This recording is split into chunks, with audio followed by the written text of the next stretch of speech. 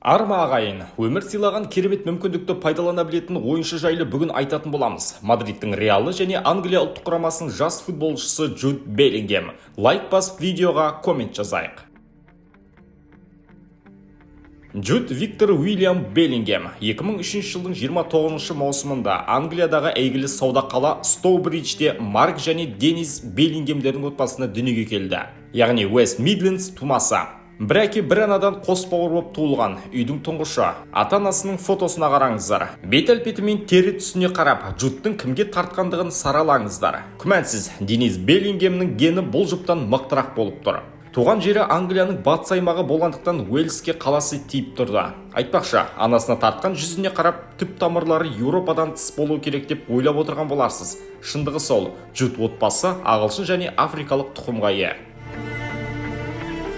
Ағылшын ойыншысы балалық шағын Англияның орталық бөлігінде інісі Джоб Беллингеммен өткізді. Сол уақыттары көпшілік Джудтың болашағынан көп үміт күтетін. Өмірден өзіне не қажет екендігін бала кезден-ақ анықтап алғандай естияр болыпты. Әкесі Марк үнемі оған әуесқой лигаларда қалай 700 гол соққандығын, бірақ жоғарғы дивизионда ойнай алмағандығын айтып отыратын. Мұны естіген балақай әкесі қол жеткізбеген шыңға жетуді армандайды. Осылайша бүкіл ғұмырын футболға арнаймын деп шешіпті.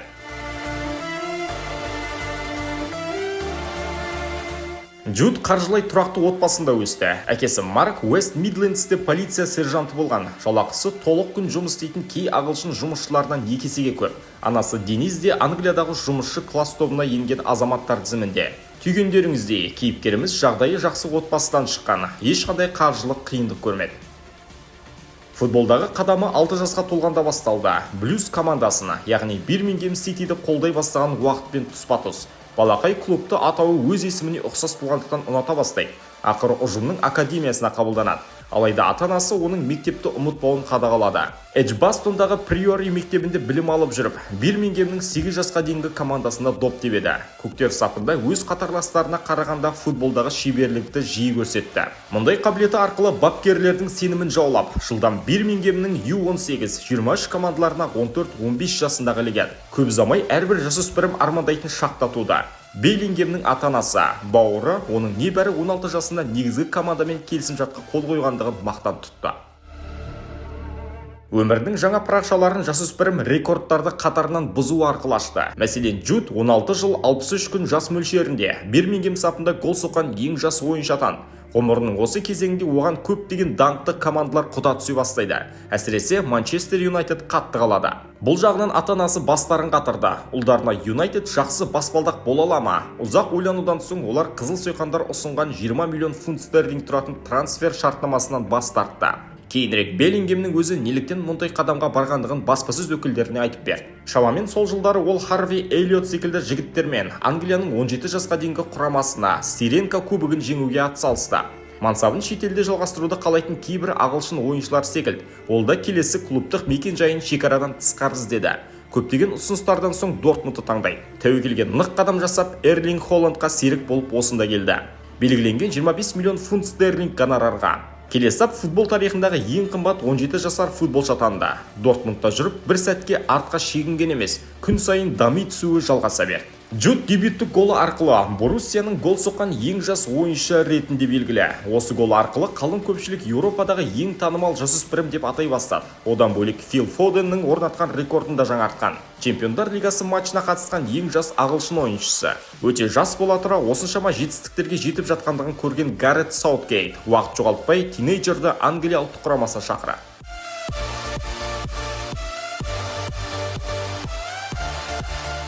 Тым жас, әрі мансабында жетістікке жетуге ұмтылуы оның жеке өміріне қаншалықты аз уақыт бөлетіндігін аңғартса керек. Күмәнсіз, оны ұнататын нәзік жандылар өте көп, бірақ кей ақпараттар бойынша анасы қыздармен кездесуіне тыйым салыптымыз. Мансап жолына кедергісі болады деген оймен. Өмірде қандай? Джудтың болмысы тыныш, нәзіктеу және аздап интроверттеу. Аз тамақтанады, тамақ дайындағанды мүлдем ұнатпайды. Интроверттігі оның керемет әзілдей білуіне еш кедергі емес, әсіресе достарының арасында және отбасында. Командаластарының көңілін көтергеніне қарап, құдды бір әзілдесу оның екінші қызметі деп ойлап қаласыз. Оны Дортмундқа көшпестен бұрын ата-анасы ұлын қадағалап отыру үшін туыстарының үйінде тұрғызады. Ал неміс жеріне қадам басқан сәттен бастап жеке үй және экзотикалық автокөлікке ие болады. Дортмундта аптасына 57 мың еуроға жуық табыс тапқан. Салыстырма ретінде Бирмингем Ситиде ол 145 фунт стерлинг қаражат алатын. Оның бойындағы футбол таланты кімнен жұққан деп ойлайтын шығарсыз. Бұған жауап әкесі Марк Беллингемнен. Әуесқой лигада Марктың гол соға білудегі әмбебап қабілеті біраз қорғаушылар үшін мәселе еді. Бұл жақта ол мансабында 700-ден аса гол соққан. Алайда Джейми Варди секілді әуесқой деңгейден кәсібилікке ауыспады. Джудтың тамақ жасау білмейтіндігі себепті анасы Денис Англиядан арнайы осы мақсатта Дортмундқа көшіп келеді. Ұлының мерзімді тамақтануы, басы қасында тұрмыстық қажеттіліктеріне көмектесу үшін. Джуд туған бауыры Джобпен үнемі байланысты. Айтпақша, екеуі де Бирмингем Сити академиясының түлектері. Бирмингемге келе сап, Джуд 22-ші нөмірді таңдаған. Клубта өзін жақсы қырдан көрсетіп, ұжым тарихында қалғандықтан Бирмингем бұл нөмірді мәңгілікке Беллингем атына жазып тастады. Енді бұл нөмірді ешкім өнер көрсетпейді. Бірақ фанаттарға бұл ұнамады. Клубта бар жоғы 44 матч өткізген балақай үшін бе деп таңданыстарын білдірді. 2020 жылдың 14 маусымында Реал Мадрид Беллингемді өз ойыншысы ретінде ресми таныстырды. Келісімшарт 6 жылға жасалынды, ал ауысым бағасы 133,9 миллион еуро болған екен. Әлбетте, сан түрлі бонустарын қоса есептегенде. Осылайша Джуд Реал тарихында 100 миллион еуродан көбірек сума жұмсалып сатып алынған үшінші ойыншы атанды. 2013-тегі Бейл мен 2019-дағы Азардан кейінгі. 12 тамыз күні Ла Лигада дебют жасайды. Атлетик Билбао ұжымына қарсы матчта. Негізгі құрамда шығып, 36 минутта Давид Алабаның пасы арқылы Реал үшін өзінің алғашқы голын соғады. Яғни дебюттік матчында дебюттік гол. Англияның жасөспірімдер құрамасында өнер көрсетті. 15, 16, 17 жасқа дейінгі командаларда капитан болды. Негізгі құрама үшін дебютін 2020 жылдың 13 қарашасында Ирландияға қарсы өткізді. 2021 жылы Еуро 2020 турниріне шақырту алды. Топтық кезеңнің Хорватияға қарсы алғашқы кездесуінде 17 жыл 349 күн жас мөлшерінде 82 минутта алаңға шығып, Еуро тарихында өнер көрсеткен ең жас ойыншы атанды. Бірақ араға 6 күн салып бұл рекордты польшалық Кацпер Козловский бұзды. 17 жыл 246 күн жас мөлшерінде.